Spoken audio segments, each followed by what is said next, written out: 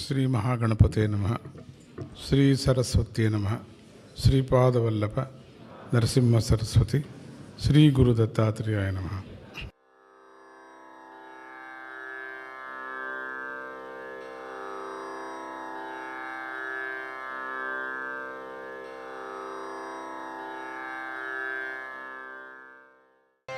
योऽवन्तः सुखोऽन्तरराम स्थितान्तर्ज्योतिरेव यः स योगी ब्रह्मनिर्वाणं ब्रह्मभूतोऽधिगच्छति।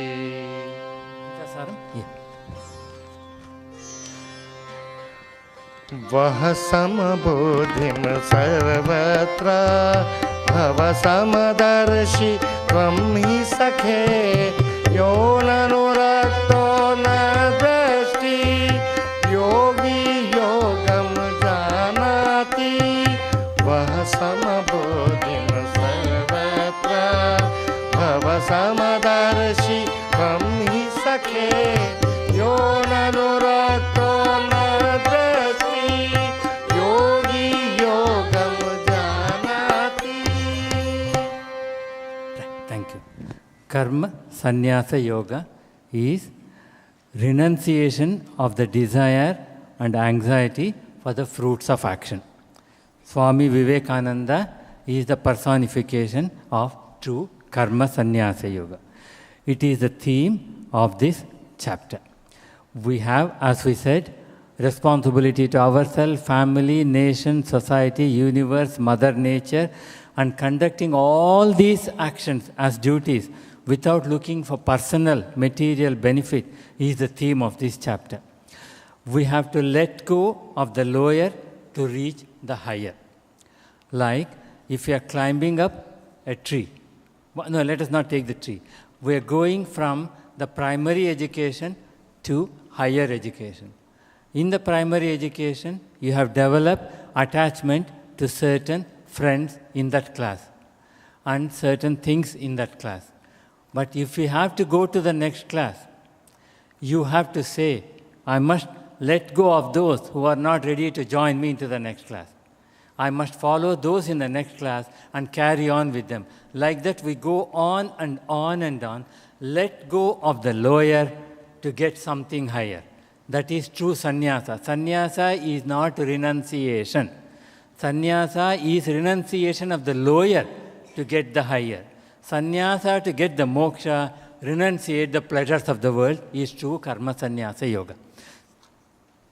Now, give me a minute, I'll get that shloka.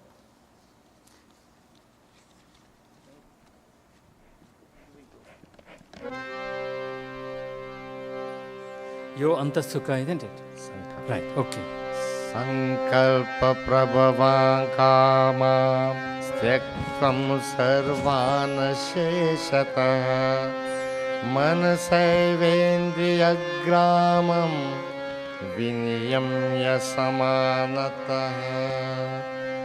सङ्कल्पप्रभवान् कामां त्यक्तं सर्वान् शेषतः मनसैवेन्द्रियग्रामं विनियम्य समानतः। Carry on, sing it once more. सङ्कल्पप्रभवान् कामां त्यक्त्वं सर्वान् शेषतः मनसैवेन्द्रियग्रामं विनियम्य समानतः. Good, thank you. Right, I'll correct both the 5th and the 6th chapters and finish it off. Now, yo antasukho antararama sa antarjyotirevacha sa yogi brahma nirvanam brahma bhutodi gacchati. Who is happy within, who delights within, who is illumined within, that yogi, becoming Brahman, attains moksha. How do you remain happy within? But one, not getting angry about what happened before. So then you will be happy. Always getting angry with what happened before, you are not in peace yourself. So stop that. 2, at the results going against you, making angry. You have done some action, the results have gone against you. If you can control those two, you can always be happy within. And by not getting anxious about future. Why? Arjuna had anxiety for the future. So it disturbed his mental balance. So he had the Vishada. And experience anger from the past and anxiety for the future, these must be taken away from our life. That is constant satisfaction and happiness. Now there are two types of happiness we come across. Happiness by contact with the outside world. These are called as momentary happiness, called prapanchika sukha. And happiness emanating from within is ananda or bliss, which is called as atmananda. This sense of duality has to vanish. I'll give an example for this particular one.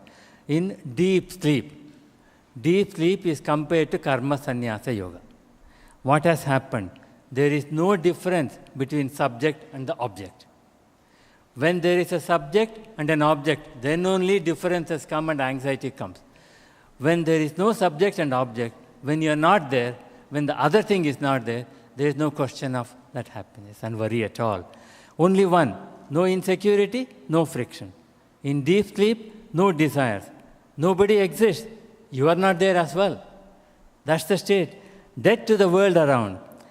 So, happiness is not in the objects around you, it is in the mind of the experiencer. Same happiness is not experienced by all. What you think is happy is painful for other person. And the same situation which is painful now will be happy some other time. The surgeon who cut your body to get the disease out is a pain, but it's a pain of happiness. Isn't it? So you're happy that he did the operation to get the disease out.